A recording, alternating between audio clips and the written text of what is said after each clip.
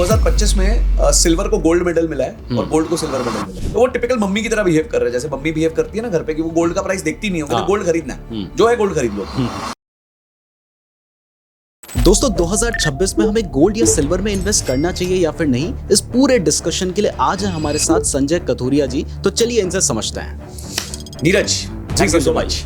Thank you so much. देखो भाई, आप देहरादून रहते हो, दिल्ली आते रहते हो, पर फिर भी मिल नहीं पाए, तो हमको फाइनली आके दुबई मिलना पड़ा है। तो थैंक यू सो मच। यहाँ हम आज थैंक यू सो मच, आप हमारे चैनल पे आए हो। तो चलिए बिल्कुल शुरुआत करते हैं कि गोल्ड एंड सिल्वर में 2026 में इन्वेस्ट करना है या फिर नहीं करना है, तो कहाँ पे इन्वेस्ट करना है? डायरेक्टली इन्वेस्ट करना है या फिर ETF के थ्रू करना है या फिर और भी बहुत सारे ऑप्शन है? चलो, सबसे पहले तो 2025 में सिल्वर को गोल्ड मेडल मिला है और गोल्ड को सिल्वर मेडल मिला है। मतलब सिल्वर ने सबसे ज्यादा रिटर्न्स दिए हैं और गोल्ड ने सेकंड हाईएस्ट रिटर्न्स दिए।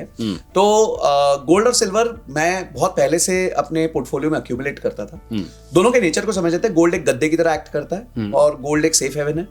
और वॉर जब भी होगी तो गोल्ड ऑब्वियसली अच्छा परफॉर्म करेगा, जब भी मार्केट अनसर्टेनिटीज होंगी गोल्ड अच्छा परफॉर्म करेगा। और रिसेंटली क्योंकि ग्लोबली एक दूसरे पे भरोसा टूट गया है लोगों का, तो गोल्ड जो है सेंट्रल बैंक्स जो है अलग अलग कंट्रीज के वो खरीद रहे हैं। इवन चाइना ने भी अभी बहुत सारा गोल्ड बाई किया है। नवंबर के महीने में आई थिंक 30,000 आउंस उन्होंने गोल्ड बाई किया है। और अभी उनके टोटल पोर्टफोलियो में 2,305 टन गोल्ड है, जिसकी वैल्यू $300 बिलियन से ज्यादा है। यस, और वो अक्यूमुलेट करे जा रहे हैं। एंड जब सेंट्रल बैंक्स खरीदते हैं ना, तो वो हमारी तरह नहीं देखते कि भाव गिर गया, भाव चढ़ गया। उनको खरीदना मतलब उनको खरीदना है। तो वो टिपिकल मम्मी की तरह बिहेव कर रहे हैं, जैसे मम्मी बिहेव करती है ना घर पे कि वो गोल्ड का प्राइस देखती नहीं होगी, तो गोल्ड खरीदना है, जो है गोल्ड खरीद लो।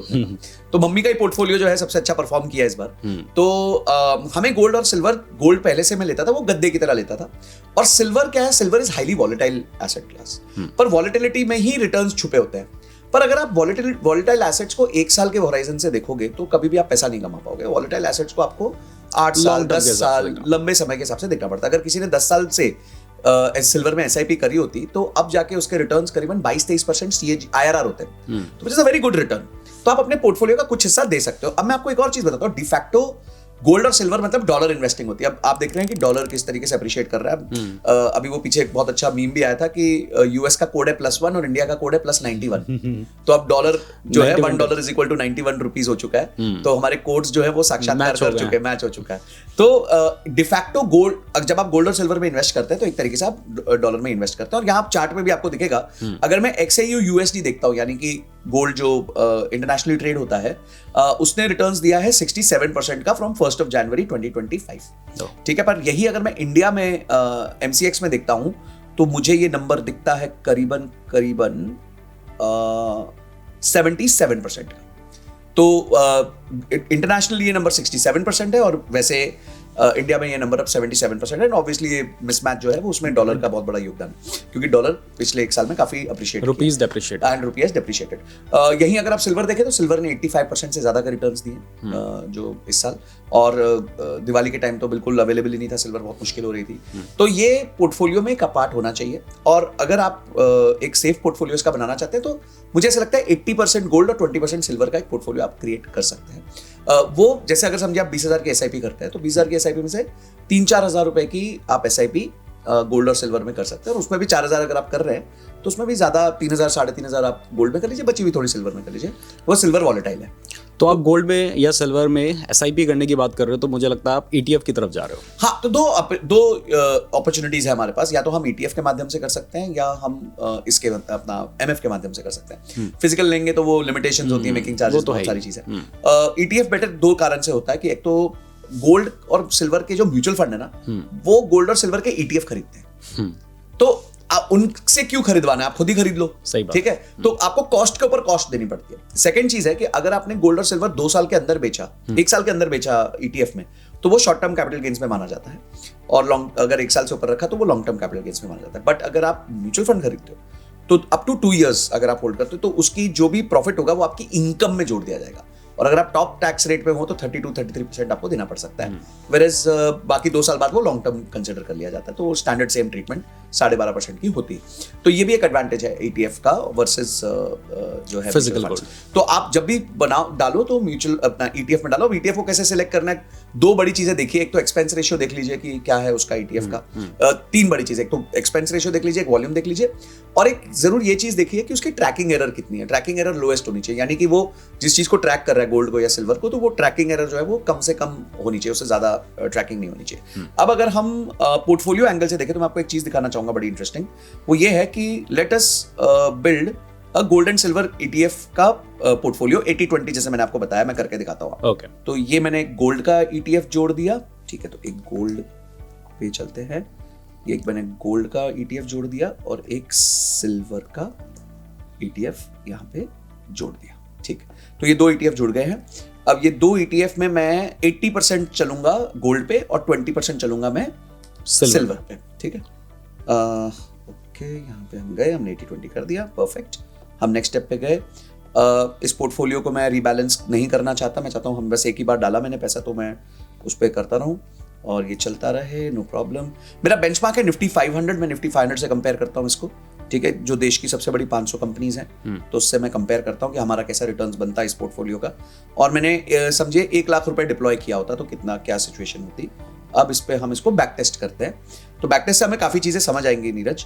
पहली चीज हमारे को ये दिख रही है यहाँ पे कि एज कंपेयर टू पिछले 3 साल में जो निफ्टी 500 है उसका CAGR 15.37% है, वर्सेस ये जो मेरा पोर्टफोलियो है 80-20 वाला, उसका CAGR 36% है। इसमें हम 80% सिल्वर में गोल्ड में डाल रहे हैं, 20% हम सिल्वर में डाल रहे हैं, तो इसने निफ्टी 500 से भी बेटर परफॉर्म, निफ्टी 500 से 2 टाइम से ज्यादा बेटर परफॉर्म किया, यानी nifty 500 has been 15.37 CAGR and this has been 35.8% CAGR, ठीक है। वॉलेटिलिटी पे आते हैं, निफ्टी की जो वॉलेटिलिटी है निफ्टी 500 की वो 13% है और इस पोर्टफोलियो की वॉलेटिलिटी करीबन 15% है, यानी 2% ज्यादा रिस्क लिया आपने।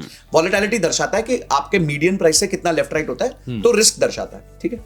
अगर ड्रॉडाउन देखें तो यानी कि पीक पॉइंट से नीचे गिरा है, तो निफ्टी 500 करीबन 19%, 18.5% मैक्सिमम ड्रॉडाउन गया है, पर हमारा ये 80-20 पोर्टफोलियो मात्र 11.5% गया, तो यानी ज्यादा डराया नहीं इसने हमें। मतलब देखा जाए तो हमने कम रिस्क, भले ही हमें दिखाई दे रहा है कि 2% ज्यादा है, बट एक्चुअल में हमारा जो रिस्क अगर हम देखें प्रैक्टिकली तो कम निकला, काफी निकला, क्योंकि कम निकला क्योंकि drawdown is the real risk.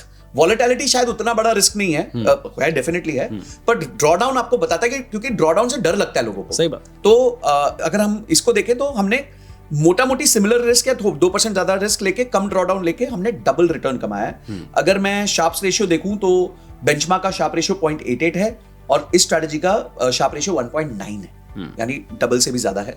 और शार्प रेशियो हमें बताता है कि रिस्क एडजस्टेड बेसिस पे हमने रिस्क फ्री रिटर्न से कितना ज्यादा एक्स्ट्रा कमाया, और ये नंबर जितना ज्यादा होगा उतना अच्छा रहता है।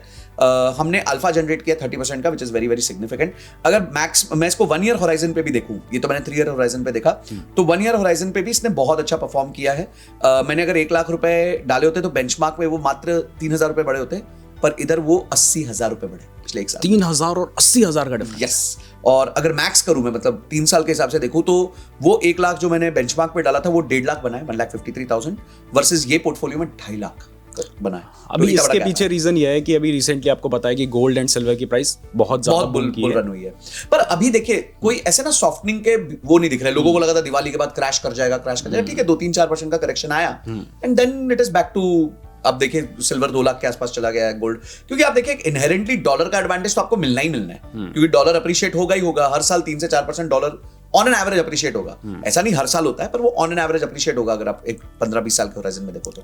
दूसरा, सिल्वर की डिमांड बढ़ी जा रही है क्योंकि आपकी ऑब्वियसली क्या कहते हैं डिमांड सेमीकंडक्टर सबकी बढ़ी, और बाय प्रोडक्ट माइनिंग होती है उसमें, तो रियल माइनिंग इजीली मिलती नहीं है। 75% से ज्यादा सिल्वर तो बाय प्रोडक्ट माइनिंग निकलता है, मतलब जिंक निकलेगा तो सिल्वर निकल जाएगा।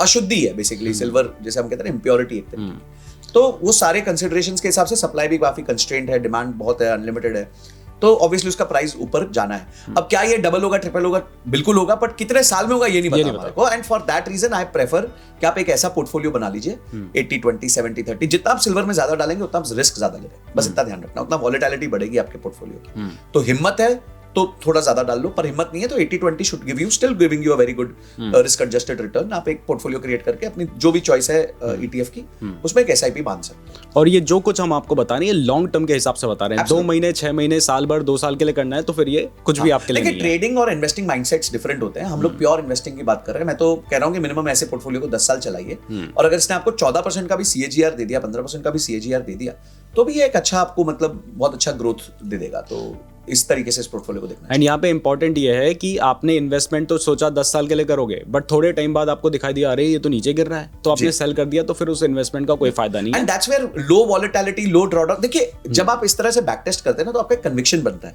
कि यार देखो इतना जा सकता है, हम पहले से ही प्रिपेयर हैं उसके। यू शुड बी प्रिपेयर्ड, ठीक है। जैसे हम भी किसी से मिलते हैं, रिस्क जो उसकी अंडरस्टैंडिंग लेते हैं, तो हम पहला क्वेश्चन ये पूछते हैं तुम नीचे कितना देख सकते हो। वो कहेगा ना कि मैं 10% से ज्यादा नीचे नहीं देख सकता, तो उस पोर्टफोलियो में 30 to 40% डेट डाल दो।